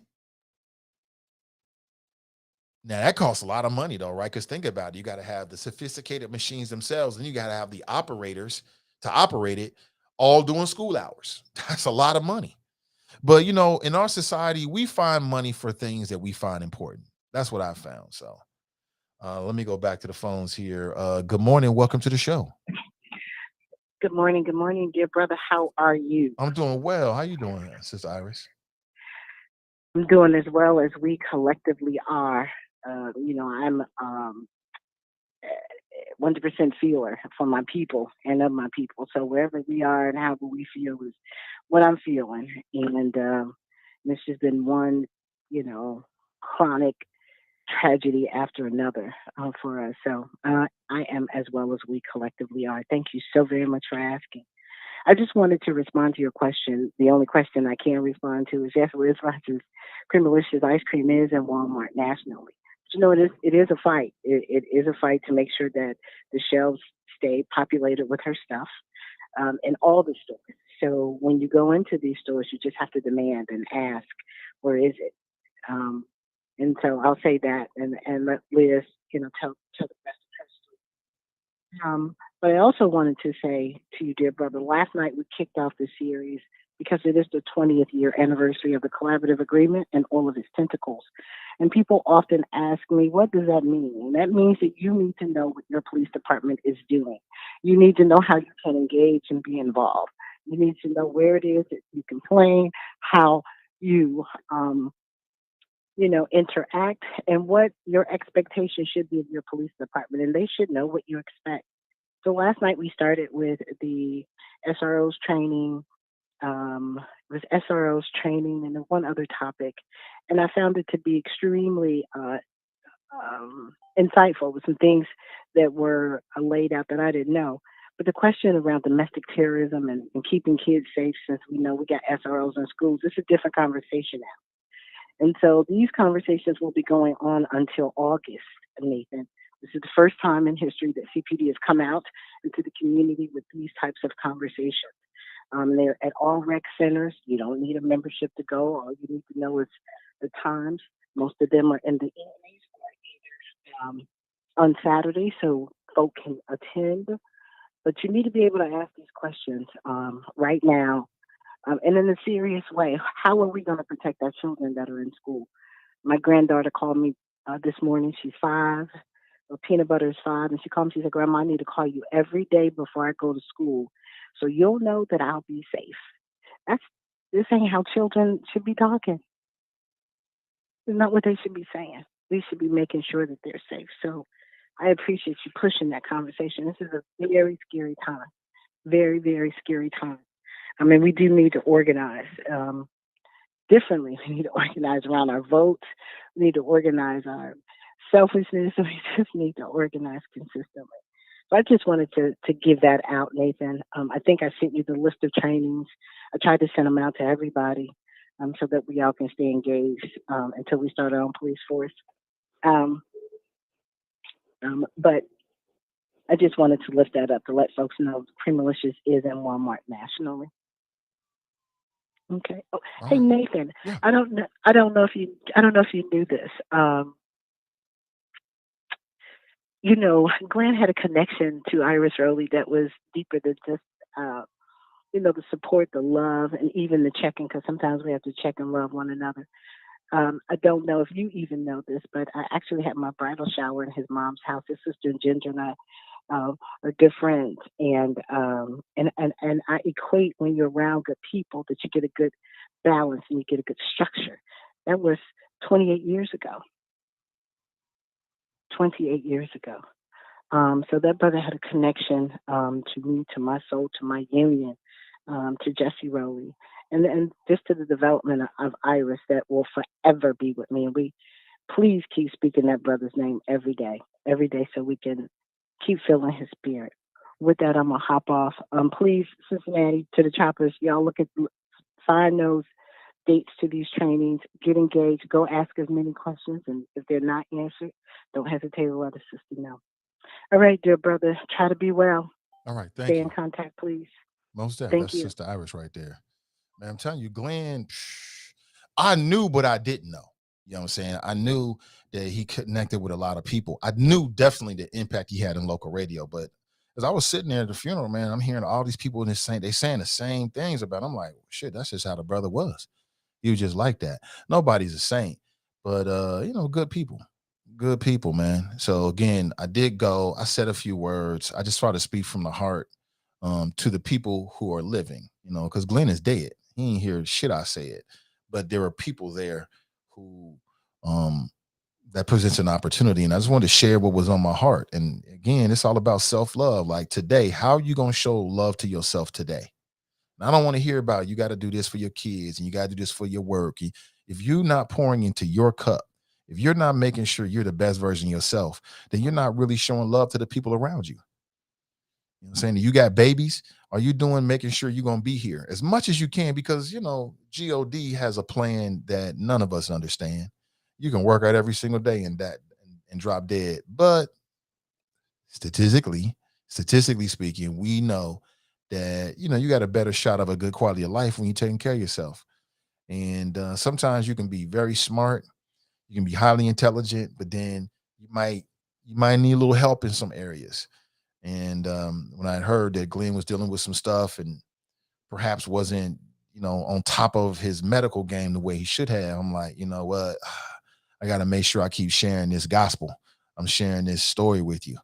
How are you going to show love to yourself today? What are you going to do today to show love to yourself in the way that's actually loving your body? Like God gave you this gift. You're looking at what God gave me. That's a gift from God. You know what I'm saying? And how I treat this, all of this, is a reflection on how I look at God's gift, you know? So I'm not afraid I don't give a damn about no prostate exams. I don't care about no colonoscopies. Man, I'm going to do and have done all the tests, all of them. As long as it seems to make logical sense. Like I'm not going to do something that I'm like, wait a minute, this don't seem right. I ain't doing that shit. Like I said, I'm an asshole when it comes to my health. I'm a straight ass. Straight ass. Straight out. I've gotten into it at the doctor's office. When I was in the hospital, I got into it with the nurses. I'm a straight asshole.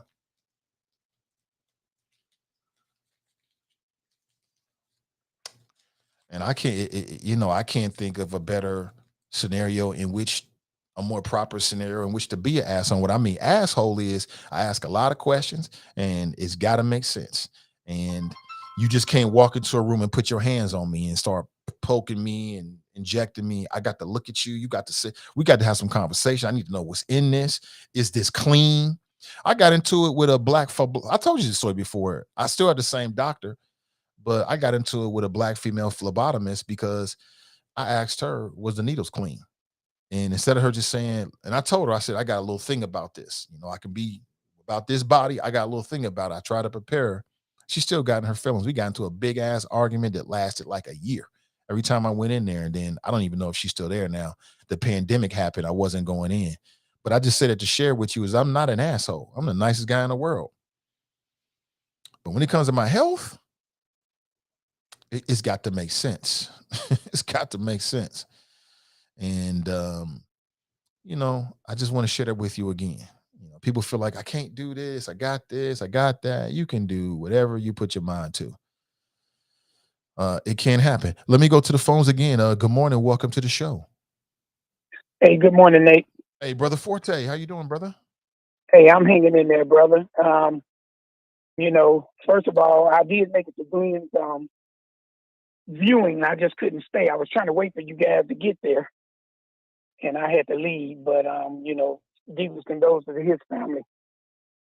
And as far as this shooting thing, man, I mean, you telling everybody right. It ain't just about having a gun. It's about having one legally and knowing how to use it. And what we're seeing in Buffalo and what we're seeing down there in Texas, officers trained to shoot in a mass. So what happens is you got to change your training. People have vests on these days. You got to do, we used to do something called the vest check. 2 to the body if they still standing, 1 or 2 to the head. That's what they call that, okay? Well, Joe and I practice with stuff like apples. Because if he got a ballistic helmet on and a ballistic vest, you're shooting at a very small target. The face, possibly the throat, or the area of the bladder in the groin. Did that make sense? But when you get under duress, you resort to what you train all the time. If you train center mass, which we teach all new shooters that, because we want you to be able to hit them somewhere. But if you're looking at a guy who obviously got a ballistic vest on and you shooting at the ballistic vest, unless you got some really, really special bullets, you're just wasting your time. Tragedy, man. Texas, Buffalo, it's getting to the point. I got a couple of trips coming up. One of them I'll be driving, and I'll have an AR and 2 pistols, and one of them I'll be flying, and I'll have 2 pistols. So when I get to wherever I'm going, I'll use the benefit of the laws that I can, the 30-something states that we can carry in. And then me being a retired officer and a CCW instructor, I will be concealed, and I pray to God I don't need it. It's the Richard Pryor joke. I'd rather have it and not need it than need it and not have it. But the next step for us in training is getting people to concentrate on very small targets like the face. That's unfortunate, but if that's the only place you can hurt him, or the legs, then that's what you got to do. Ballistic vest is a ballistic vest. And these bad guys are wearing them outside of their clothes, so you see it when they're approaching you or when they're doing the dirty deed. Next thing I want to say, if we want to bring the gas prices down, the 80% of Americans that was working from home, we just need to let them go back to work from home. In 2 weeks, they won't have nowhere to put the gas and the price will go down. So that's the only way to bring the gas prices down. The president has very little to nothing to do with that. The Similac milk situation, one company made 80% of that product in America. They had a problem, and then we got all these issues with taking care of special needs babies with these formulas. So, we got to diversify. We got to take the other company and sponsor them to take that 80% away from that company that was in Michigan. So I just want to run that by you, brother. Appreciate your call, man. Yeah, hang in there, man, and we'll get something set up real soon for those who want to do it. Absolutely. All right, brother Forte, take All it right. easy. All right, bye. Yeah, very serious man. He's a very serious man. He's not to be played with, but loves his people, and he wanted to chop us. Him and Joe are very serious men, very serious about what they're doing. They don't play no games with it, but they play a lot of games and joke around, but they're very serious about it because we talking about life and death. This ain't no game. You know what I'm saying? We talking about life and death, the ability for you to go home every day. Like I said, I'm a gentle giant. I don't bother nobody. I just do my own little thing. You know what I'm saying? And like you said, God forbid I get into a lethal situation. Now, like an altercation ain't a lethal situation. A motherfucker talking shit, I just walk away from or whatever I got to do. That don't mean I pull out on them. That's for somebody that's got a weapon or somebody just threatening me in a way in which I feel like my life is on the line. Not because I lose a fist fight. That's something different. That's a whole other thing. That's minor. But you got to have the right personality and the right mentality, not personality. You got to have the right mentality if you're going to carry. And it can't be, I hope somebody say something to me today. Man, listen, that's the last thing I want to do. I'm scary Nate. I don't want no smoke with nobody at no times ever. I just want to do what I'm doing. You know what I'm saying? So when I'm talking about having a concealed and carry weapon, that's for lethal situations. That's not because you get into an altercation with somebody. That's not because I get into a pushing match with somebody. That's not because I get into a fist fight with somebody. That's little shit. I'm talking about active shooter. I'm talking about somebody trying to rob me, got a gun on them. That's something like that. That's how I look at it. You know what I'm saying? I get into little tits all the time with people and shit. That's nothing. That's small potatoes. I ain't trying to take your life over something like that. I'm trying to preserve my life. I don't want to take nobody's life. You got to have the right mentality. If you know you don't have the right mentality, don't do it. Don't do it. If you even are like on the fence about whether you have the right mentality, don't do it, because that means you don't have the right mentality. You don't have the right mentality. Don't do it. If you like, no, I wouldn't trust myself, don't do it. Then don't do it. But I still believe in the Second Amendment, and I believe that you have a fundamental right to preserve your life. God gave you this life. God gave you this precious gift. Hold on to it. Protect it. Good morning. Welcome to the show. Hey, good morning, Nathan. It's Nicole. How you doing? I'm doing okay. I'm doing well. Good morning, Nicole. Welcome. Thank you. Great conversation. Just really disappointed in this country right now, and just our response to such a tragic, incident happening to children, and just what I'm gathering from just all the news and just commentary and everything else is just like we are really, really just normalizing something that is not normal, that is not supposed to happen in this type of rate, and just in general, and people acting like there's nothing anyone can do about it. Like, just, our hands are tied, nothing, you can't move these people. It's just like there is no will toward change, and there is no fight for it. And that's more disappointing and depressing than anything else. But before I get all into that, I want to say real quick about Glenn. Like, I attended the viewing. I couldn't stay for the funeral, and I did see the sister Tracy and the twins. Loved them, and we saw Stefan and Ken Anderson. I couldn't believe I seen him as well. But Glenn, a wonderful person. I could say it over and over again, and I just love that they had his phone in his ear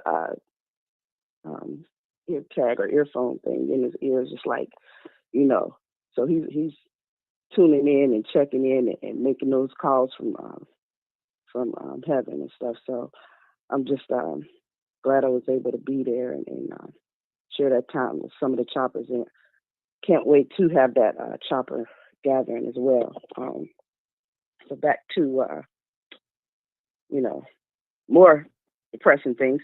This whole idea that we can't do anything. There's things that can be done. We can first start by repealing stupid laws that are on the books right now. We can begin the charge of repealing the no background checks, the no permits, and training after something like this. Like, really, I mean, we knew this before, but it's just like, why would we not go and really put it to Governor DeWine for signing something like this and making our state, more vulnerable to situations like this? You say all the time, smart states or smart legislators, they see what's happening in other states and they try to get in front of it, and anyone who is, thinking ahead and seeing this tragedy for what it is. I mean, this is the thought of that they have to get DNA because these babies' bodies, which I have a child that age, that school age range, and they can't, is like unrecognizable. And you think about this gun, this military gun. People keep talking like, someone is trying to take all the guns in the damn country. That is not what anybody is fucking saying. They are simply saying there is no need for weapons of war. Like, you don't need that type of gun unless you are in war, in battle. And people who have been in war and battle, they are even like slow to, have these guns because it's like recall post-traumatic stress because they've actually been in war, bullets flying everywhere. And for you to save yourself and your team or whatever, you have to do what you have to do.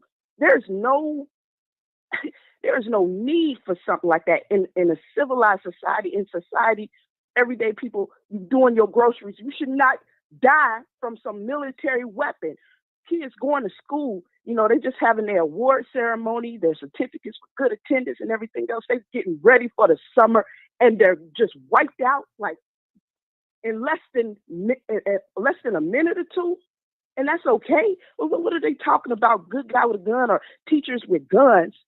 And you have bulletproof vests and an assault military weapon that can wipe out people before you can even get the gun out of your drawer, before you can even get the gun in your house. Everybody just tore to pieces. Those guns tear people to pieces.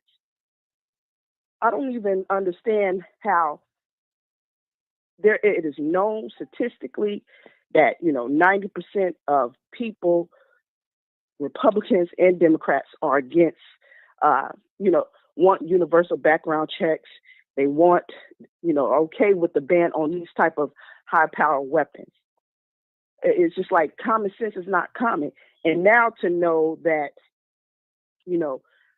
what is killing more children is guns over car accidents or whatnot. Now this has become the number one thing that is killing our kids is guns. And it's only because we've allowed it. We continue to allow it. We are normalizing this.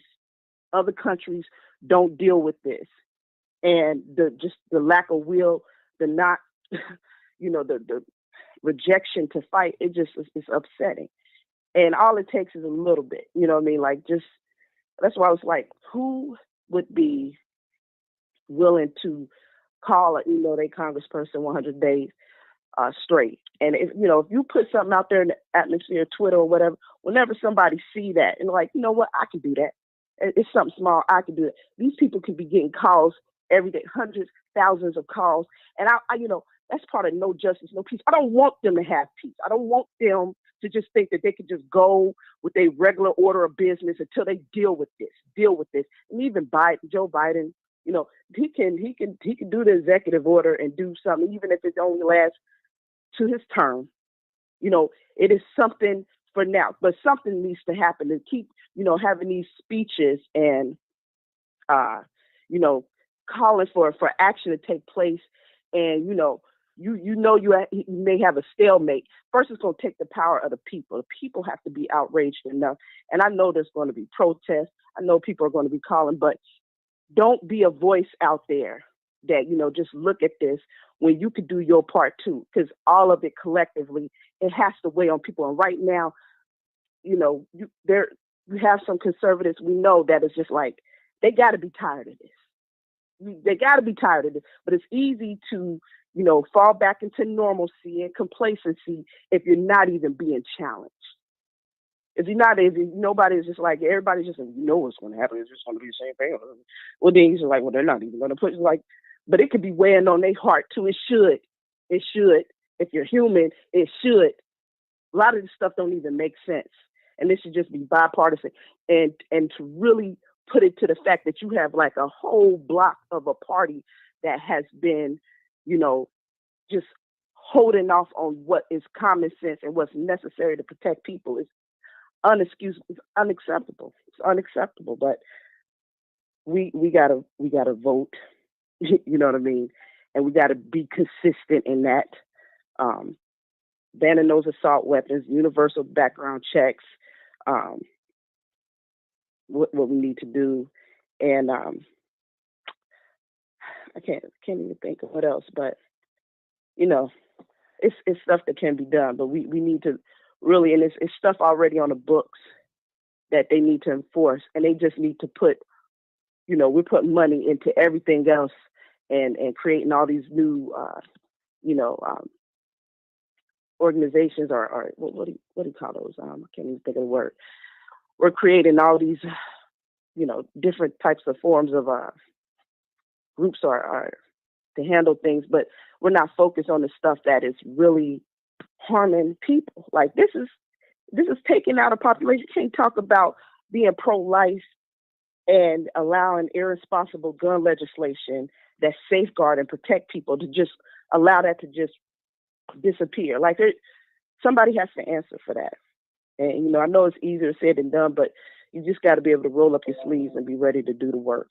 And so, I just call on people to, be ready to fight. You know what I mean? Don't roll over and just think that there's nothing you can do. It's something that we all can do, collectively. And we ought to, because I don't want to be a casualty. I don't want anybody I care about to be a casualty. And definitely not, innocent children that are defenseless. There's always going to be someone with mental health issues. There's always going to be somebody that's just a pure deviant. We know that it's going to be guns out there and people are going to do bad things. That's just the world. But there is ways to prevent access to type of guns that are mutilating and, killing masses at once. We can respond to that. And I don't understand why people think that there's nothing that can't be done about that when it can. It clearly can. We just got to have the will to fight for it. That's all. All right. But all right, brother. Thank you for the call, Nicole. Take it easy. That's TNT. I mean, this shit hits you, man, especially if you have children, because my son is 7, going to the 2nd grade. This is his last week. I'm terrified. This morning, and I think my wife and I didn't say anything, but we were in bed talking about it. And then when the kids got up this morning, it's a work day. So I'm getting ready for the show. And she's getting ready for work. The kids are getting ready for work. They're student athletes right now. And I don't know if she had in her mind, but in my mind, and knowing her the way I did, she had in her mind too. We just wanted to make sure that we had a really good family morning. A lot of laughter, a lot of smiles. We were kind of joking around with one another and the kids. And just, the response to that tragedy is just to bring smiles and just to make sure that we got good memories. You know what I'm saying? That's just us. But I got to make a move. We're a few minutes after 10 a.m. this morning. I really appreciate you. Again, today's show is brought to you in part by our friends over at Wing Champ. Undisputed champion of all wings, lunch, perhaps dinner, or maybe a get-together. They are perfect for you. They're out in Sharonville and Sharonville Road. There's a link in today's description, and you can check them out. Check out the menu. And they are Black owned. You can also get your Creamalicious ice cream there as well. That's right. We got you covered. Good morning to you. Today's show is also brought to you in part by our friends over at Renew Community Church. They offer a Sunday morning masterclass hosted by Charlie Wimdarn with a master's in education. This Sunday's topic, bounce back from setbacks, hard times, disappointments, and failure. Learn 9 steps to win again in life. And you can tap in on Facebook and also on YouTube. And with that, my friends, I'll leave you with our motto. Let's say it together. Winners focus on winning, and losers focus on winners. So stay focused and stay winning, and we'll talk real soon. Until next time, I'm Nathan Ivey, and I'm out.